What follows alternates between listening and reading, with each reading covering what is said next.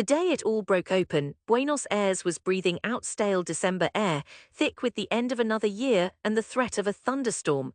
I worked as an administrative assistant in a paint company tucked behind Avenida Corrientes. Stifling rooms, sickly bright lights, I'd always been careful, kept my keyboard angles neat, my stacks of invoices squared, careful but not blind, and certainly not hopeful. Even so, every lunch break I'd sketch lines in a battered notebook, one absurd dream infecting each page. I would be a novelist, un escritor, never mind that my words hadn't reached more than 3 pairs of eyes. My own, and sometimes, late at night, my mother's and my little brother's, who would drift off before I finished a paragraph. That morning I reached the office 5 minutes behind schedule. I'd been scribbling a chapter, lost track.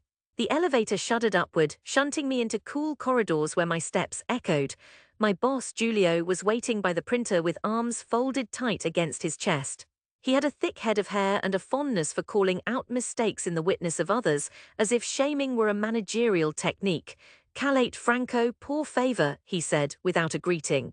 "When you want to be a novelist, you forget to do simple things like check emails, eh?" He snatched my notebook, waved it above my head. "Everyone, look at our own Borges here. He wants to write books, not sales reports." A few colleagues stifled laughter behind their screens. "Write us something, Franco," Julio smirked. "Maybe a story how you'll get to work on time." "I'll have the invoices done before lunch," I said, voice quiet but unwavering. Julio leaned so close that I could smell his aftershave. "If you spent half as much time doing your job as you do scribbling fiction, this company would finally run properly." I took my notebook back from his damp hand. It was a small victory. After he left, the room filled with a silence that felt like snow piling up. The others returned to their tapping, noises shrinking as I slid behind my screen, heart pounding against my ribs.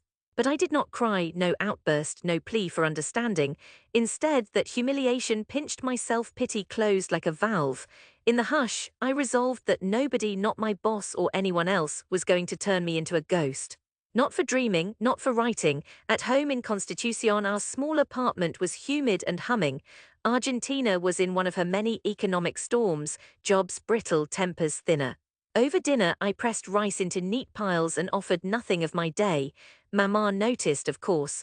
She was a practical woman, hands rough from decades of hospital laundry work, quick to defend her children, but even quicker to warn us away from disappointment. "Were you writing again?" she said once, weeks before, when she found me awake at 3 in the morning, my eyes dry and burning. "Los libros," she sighed. "They're not food, Franco." Still, I wanted to believe.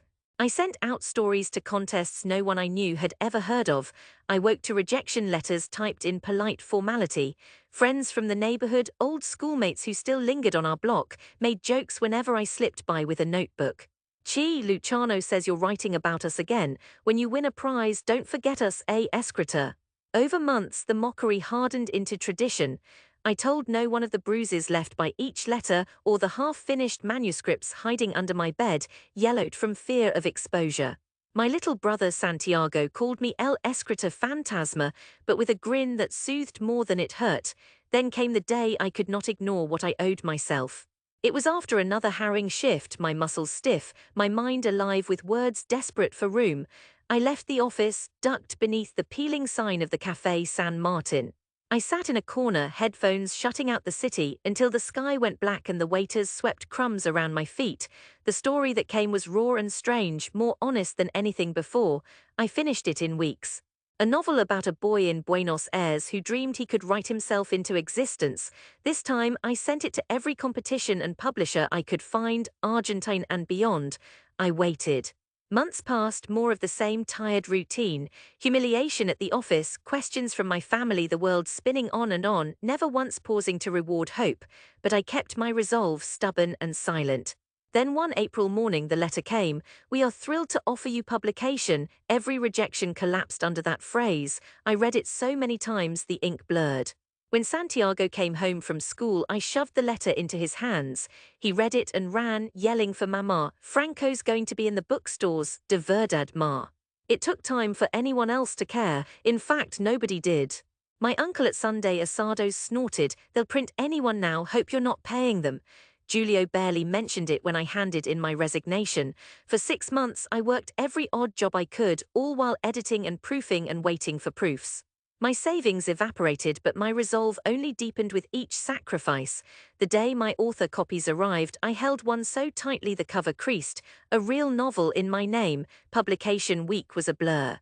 A few reviews, a short TV spot at 1 in the morning, a local radio interview where half the callers wanted to talk about politics instead of fiction. Numbers trickled upward. I broke even, which was more than most first-time authors in Buenos Aires. The strangers who emailed, whose words shook with shared feeling, who said, "This book is me," those were heroes to me. And then quietly the book began to move. It won a minor literary prize, enough to get my name mentioned in the La Nación weekend supplement. A friend sent me a photo. My book stacked in a downtown shop next to Pasolini and Schweblin, foreign rights sold in Spain, then Italy. Payments arrived, numbers I could barely grasp, heavier than my city's cracked sidewalks and rumors of recession. Years passed. I learned to sleep again. I wrote, published a second novel. Invitations arrived that once would have felt like fairy tales. Book fairs in places with air perfumed by ocean winds, talks in neighborhoods where people weighed their words as if bartering for fruit. The world opened, waiting, but the wound at my center, Buenos Aires herself, the city that had scorned my ridiculous hope, would not close until I returned. So one brittle spring, 3 years after my humiliation in Julio's office, I made a decision. My publisher arranged a reading at the Ateneo Grand Splendid, one of the world's great bookstores, gold light velvet seats, the smell of coffee and old pages. I sent invitations, not expecting much. I called Mama first. "I'll come," she said, "even if I have to borrow shoes." I messaged Santiago, who replied with a gif of a cheering crowd. I texted my uncle, my old neighbors, and against any sane advice, sent a handwritten invitation to Julio's address at the paint company. The day of the reading, I arrived early, hands sweating. The Ateneo pulsed with low anticipation, readers drifting between shelves under the domed ceiling.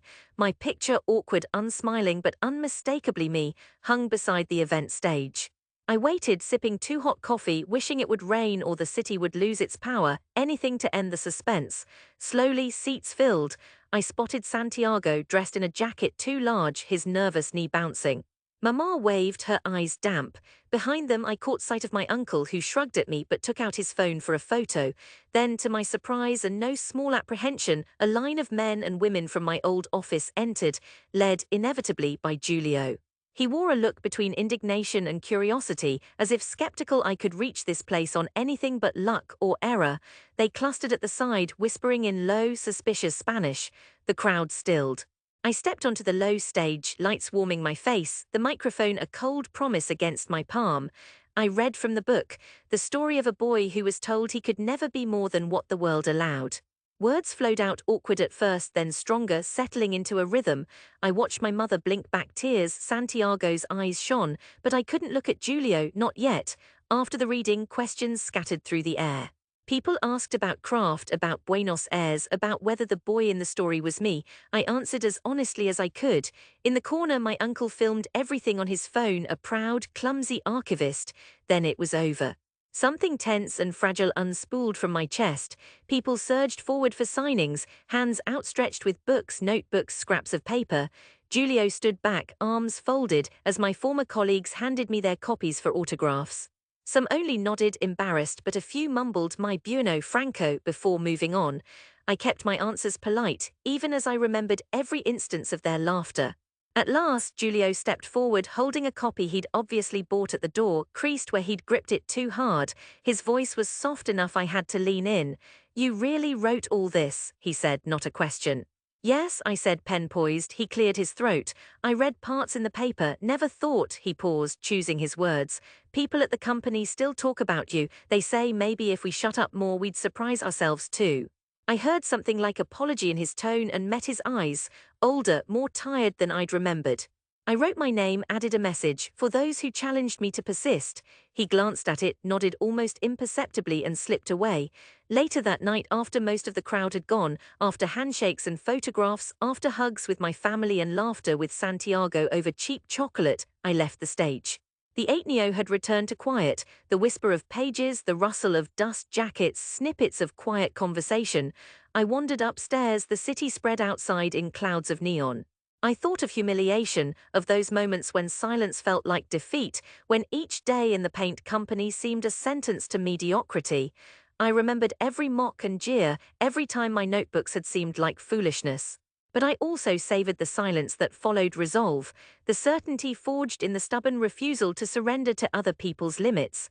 Standing above those shelves, over Buenos Aires' beating heart, I felt a curious peace.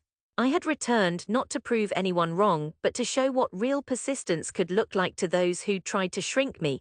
The city for once seemed to stand still, as if honoring the stubbornness that carried me home.